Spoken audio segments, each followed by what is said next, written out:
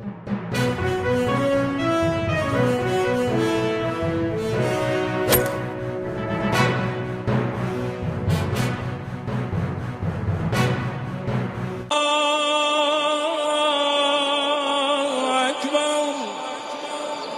أن لا إله إلا الله وحده لا شريك له إلها واحدا أحدا فردا صمدا حيا قيوما دائما أبدا لم يتخذ صاحبة ولا ولدا وأشهد أن محمدا عبده ورسوله أرسله بالهدى ودين الحق ليظهره على الدين كله ولو كره المشركون وأشهد أن الساعة آتية لا ريب فيها وأن الله يبعث من في القبور.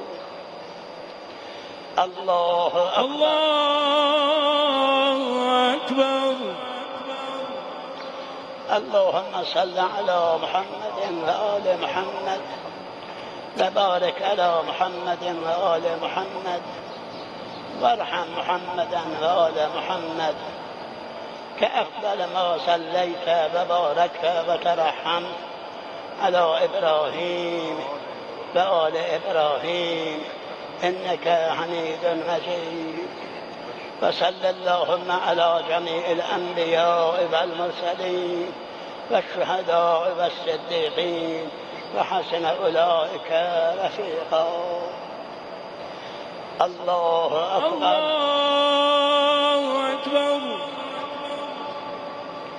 اللهم اغفر للمؤمنين والمؤمنات والمسلمين والمسلمات الأحياء منهم والأموات.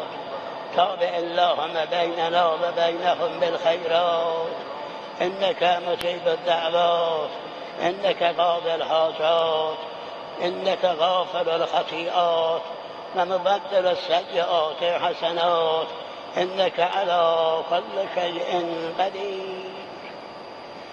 الله أكبر. الله أكبر. اللهم إن هذا المسجى قدامنا عبدك وابن عبدك وابن أمتك نزل بك وأنت خير منزول به. اللهم إنا لا نعلم منه إلا خيرا وأنت أعلم به منا. اللهم اغفر له. اللهم اغفر لنا وله.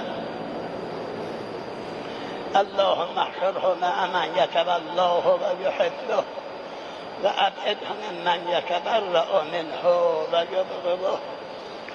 اللهم ألحقه بنبيك وألف بينه وبينه وارحمنا إذا توفيتنا يا إله العالمين. اللهم اجعل روحه في أعلى اللجين واخلف على أهله في الغابرين واجعله من رفقاء محمد وآله الطاهرين. وارحمه وإيانا برحمتك يا أرحم الراحمين. اللهم عفوك عفوك عفوك. الله أكبر.